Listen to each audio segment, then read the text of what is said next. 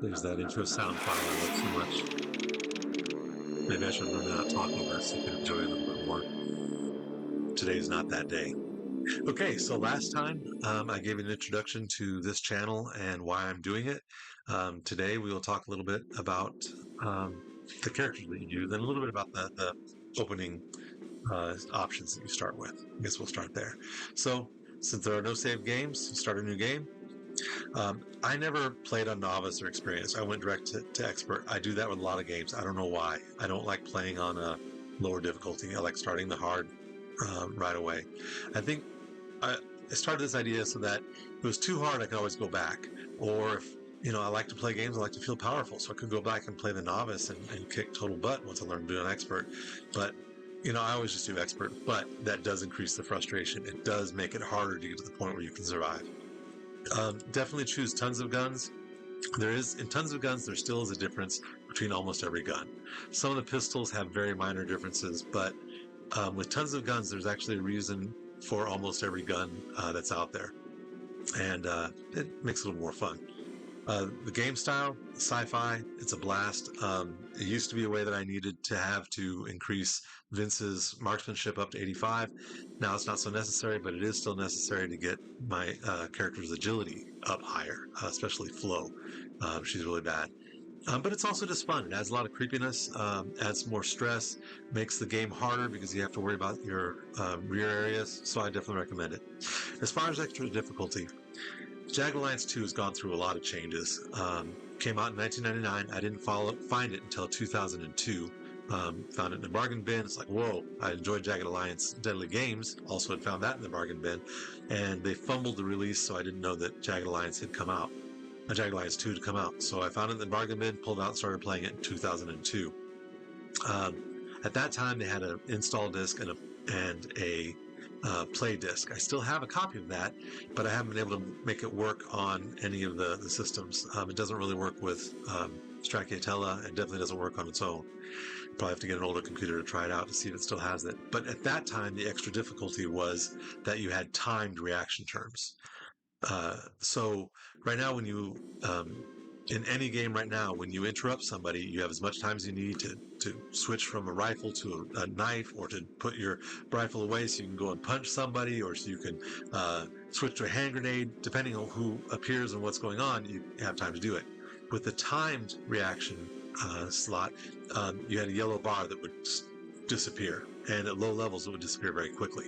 So if you didn't prepare for your reaction, if you by chance got an interrupt, then you'd totally lose it and they would shoot at you and you would die. That added some good extra difficulty, and I kind of enjoyed that stress, and kind of enjoyed how you could prepare for it. And then by the time you got up to 6th or 7th level, the bar would be permanent, and then you could react like now, which you had plenty of time to do whatever you wanted to do to think about it before you reacted. But at some point, and I think it's when that first game disc stopped working on, I think it was Windows Vista, maybe Windows 7. So I bought the gold pack, or bought the strategy first version. And then they started having the Iron Man option, which is you cannot save during combat. Now, to be honest, up to that point, I definitely save scummed. There are some times where a huge force would invade a territory that I was holding with just 2 characters, and I would save and save and save only after the perfect turn, and that allowed me to kill all 16 of them without getting damaged. Did I enjoy that? Yeah, I kind of did. It still felt like I beat 16 guys with just 2, but it really did. It was save scumming. But there's so much luck in the game, honestly. You can do everything right, and still the bad guy can get a lucky shot off, hit you in the head, and take out 17 points of wisdom, and your character is useless because they can't learn anymore. At least I find it useless. I think the learning rate makes the game a lot of fun, and if your people are slow, low wisdom, they won't learn as fast, and that makes it much more frustrating. And I'll talk about that a little bit more in a second. So even with Iron Man, you still, if a combat goes badly, you have to restart. The way that I play, I definitely do a lot of save points, so I can go back if things don't go right. But I try to play the perfect game by trying to minimize the number of times I have to go back. Haven't achieved that yet. I've never done Dead is Dead. Dead is Dead is nearly impossible. But that's what I'm going for. I'm trying to play a better game every time. go back to my save points less and less. But I still have those save points, and I still use them, and I still use them hundreds of times in a game, as you'll see when we play. But definitely, if you want extra challenge, if you want the respect or face the respect of yourself, Iron Man, so at least in combat, you can't save scum. So that there is a cost to, if a battle doesn't go perfectly, and you want to start over, you have that option of, you have that balance of, well, it wasn't perfect, but it was good enough. I took some damage, but I can heal it. I didn't get the weapon I perfectly wanted, but it's still better than what I had. So definitely there's a balance there. I think that Iron Man puts this into a little bit more balance. So those are the initial game settings. Of those, again, I recommend tons of guns, sci-fi, Iron Man, but then it's your choice whether you do novice, experienced, or expert, depending on how much frustration you want to have before you figure out how the game is played, what the rules of the game are. Okay, so give me a chance to think about it. Yes, I've chosen Iron Man. Yes, I've chosen expert mode. I'll let you read those if you want. Okay, so this intro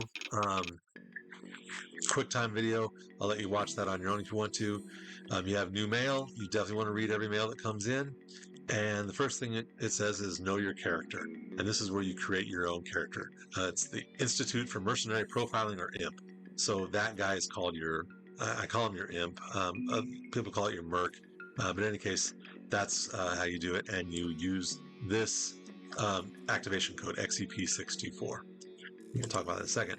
But before you work on your mercenary, the first thing you need to do is make sure that the characters that you want to hire are available.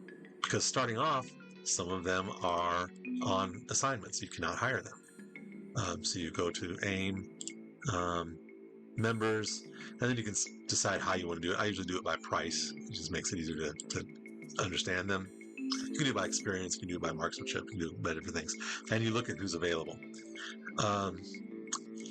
And luckily, everybody that I want to hire is available. So knowing that, I want to save right now, because when you make your mercenary, sometimes it doesn't end up the way you want. There is, even if you answer the questions exactly for the way you want it, like say you want, as I do, you want night ops and automatic weapons without the aggressive, without going crazy and firing the automatic weapons in anger. You've set that up. Even if you answer everything perfectly, sometimes you'll end up with expert in night ops and no auto weapons. Sometimes you'll end up with expert in auto weapons and no night ops. And so you want to be able, you don't want to, since these people will sometimes come up on assignment, you can't hire them. Basically, this is where you want to save your first time. So the first thing we do is save, and you can give it a name.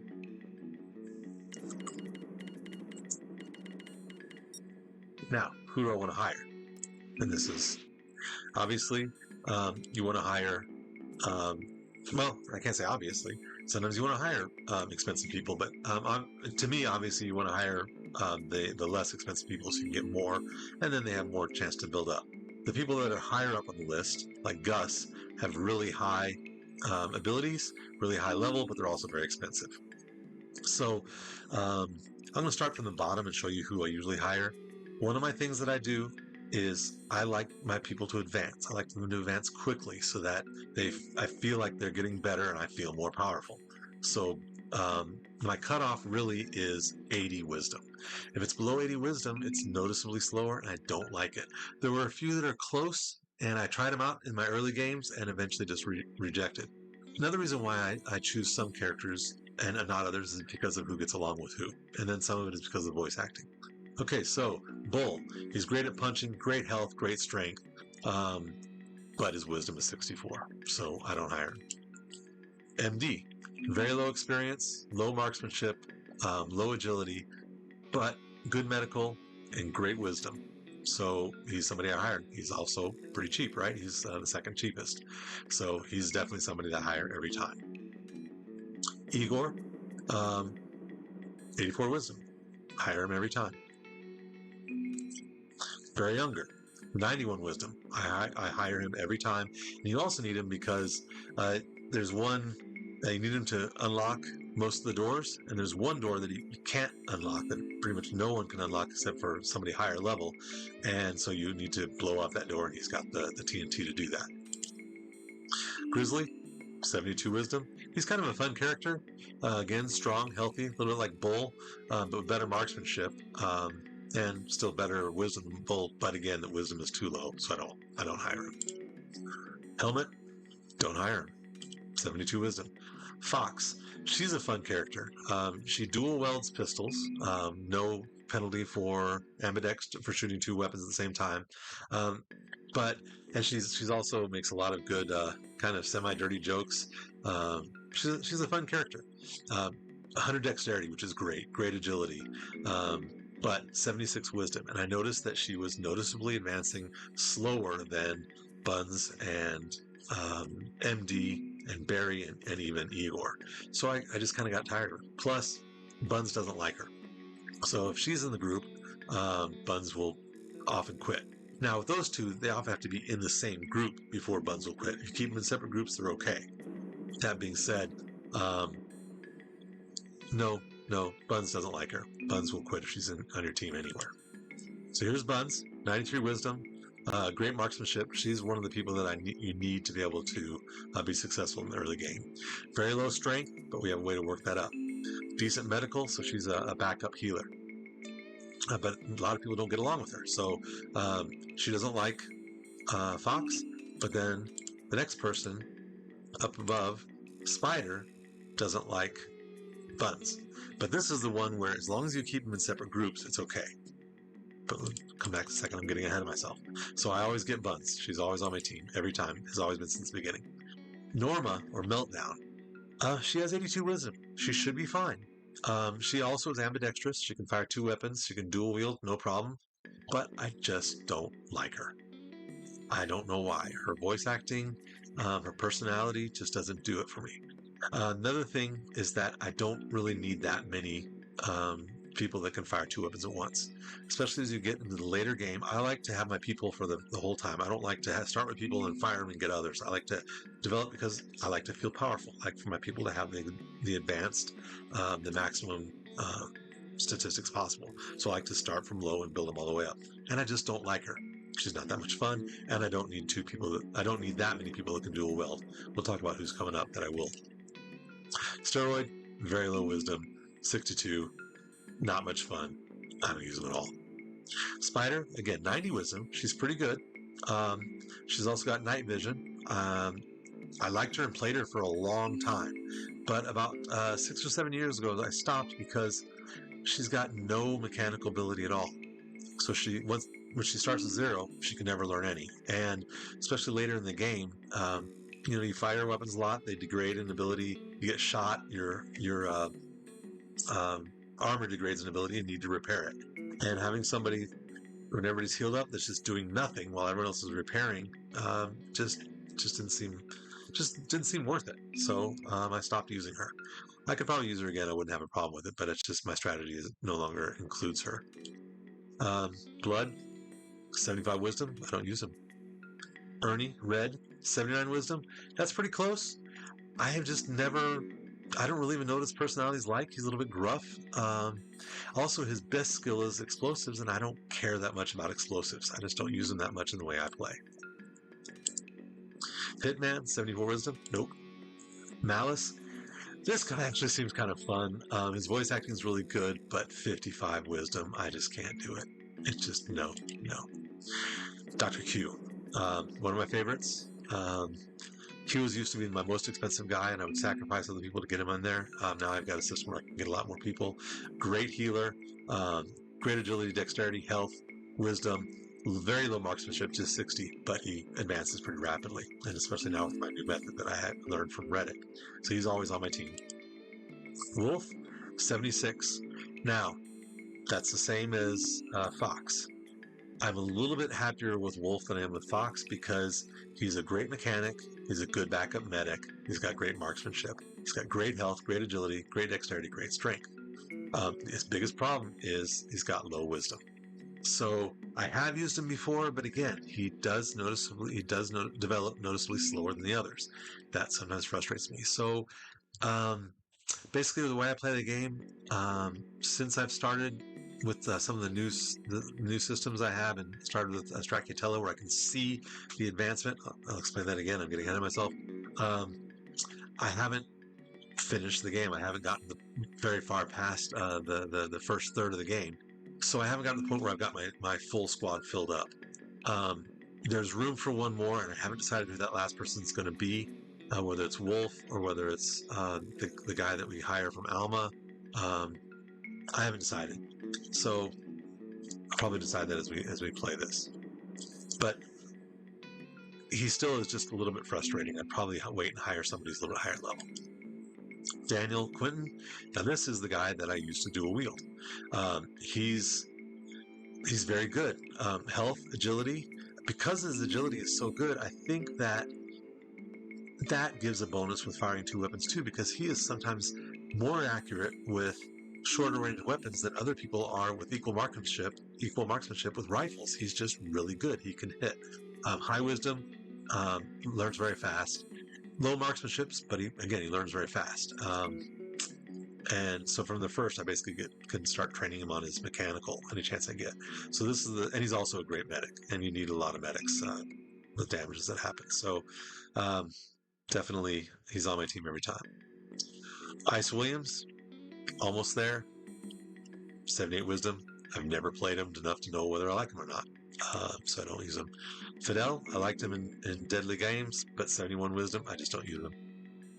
Nails, didn't like him in Deadly Games. 79 wisdom, he's probably good enough.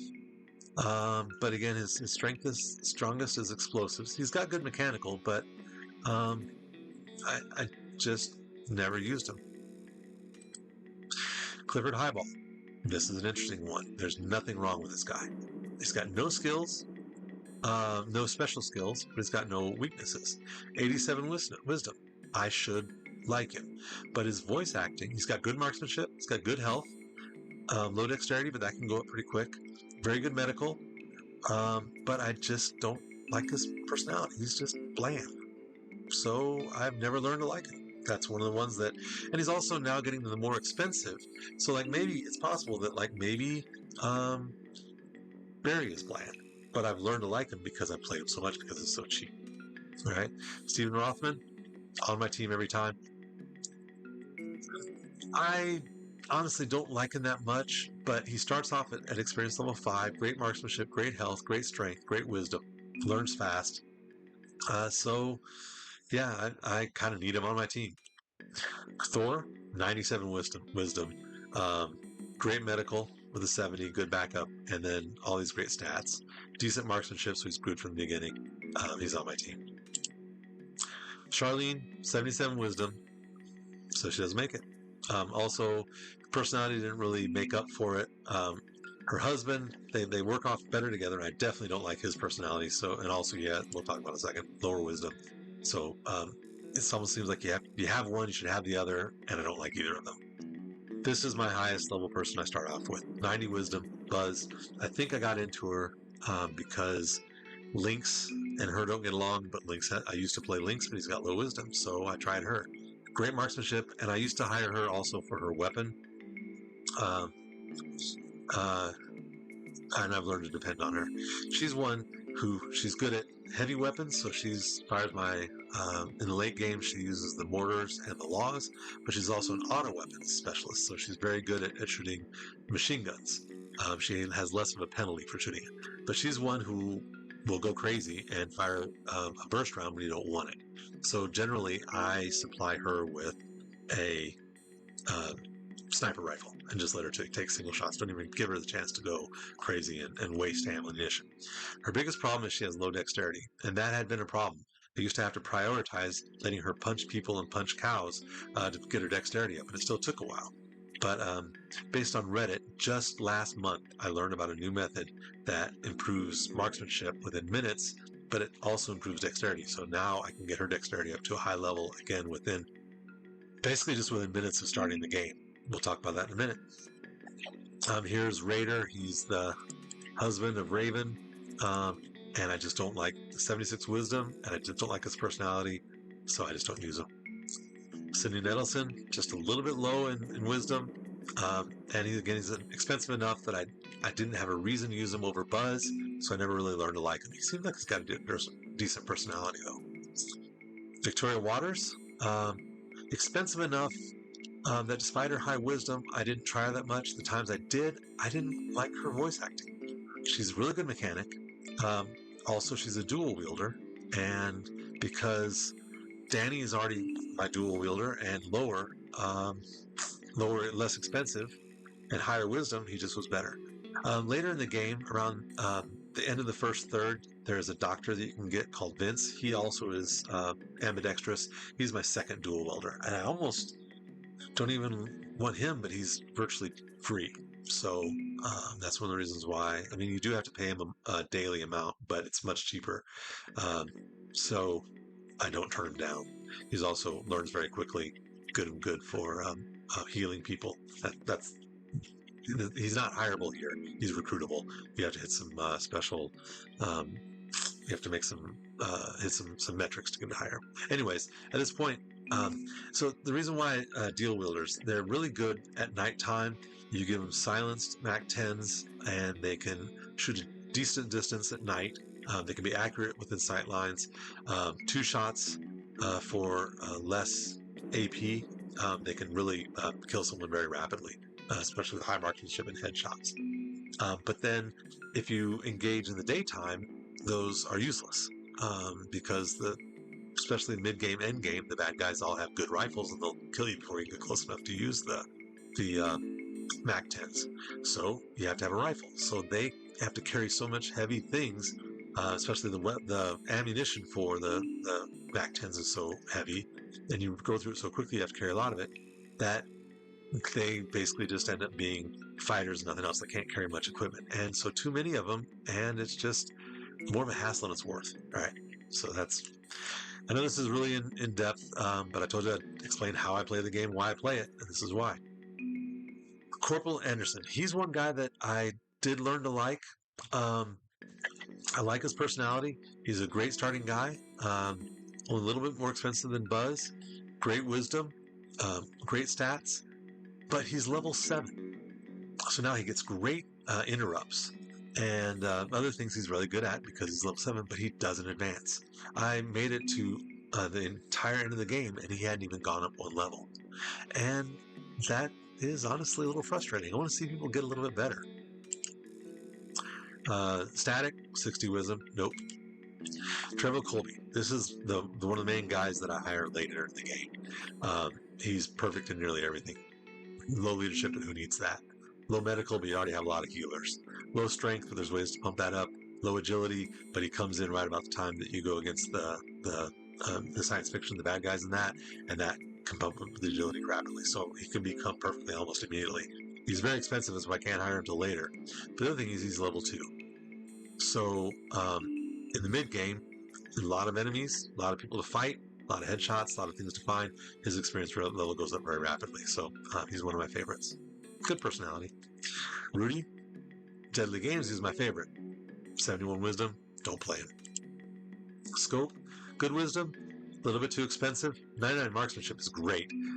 But the times I did play her, I didn't like her personality. And again, she's expensive, so I haven't had enough time to learn to like her. Ivan, I don't know how to pronounce his name. It's Igor, but it's Ivan. I don't know, that doesn't make sense to me. Good wisdom was definitely a favorite from the old Deadly Games time period in the original game, but you don't understand what he's saying. So if I don't understand what he's saying, I don't like his personality, I guess. Now, Shadow is one that I used to hire a lot because he starts with a good weapon, great marksmanship, stealthy, always camouflaged, just perfect for going into any of the places where there's a lot of bad guys. His low wisdom kind of made him develop more slowly, but I was okay with that. It's just that as I've developed my team, I've gotten to the point where I can hire 9 people and have 2 and even 3 different groups to take 3 different objectives almost immediately, getting more money. We'll talk about that when we get to the initial starting stages. I don't have to just go take Drassen and work my way slowly through. So, but to get those 9 people, everyone except for MD is on for 1 day. and then I've got to go scramble and get cash immediately to pay them off, because if they get too low down in their contract is too short, even though the contract's not over, they'll accept an offer from someone else.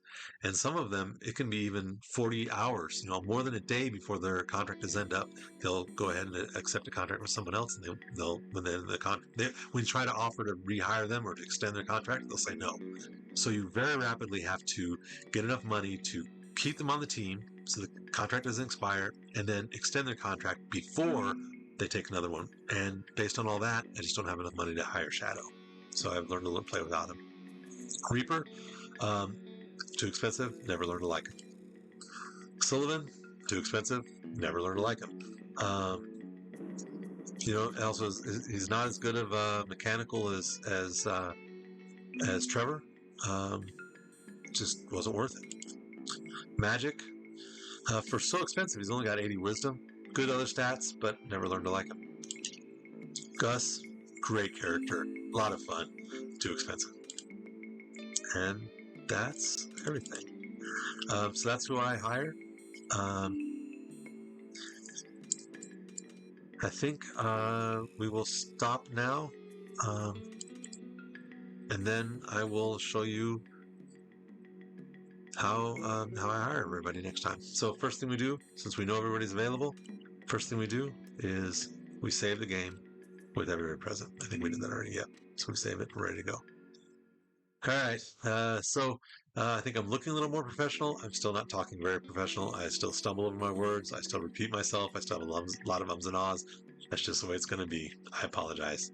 But I hope you're enjoying it. I hope you're understanding how and why I play the game. And that's it for now. Have a good evening.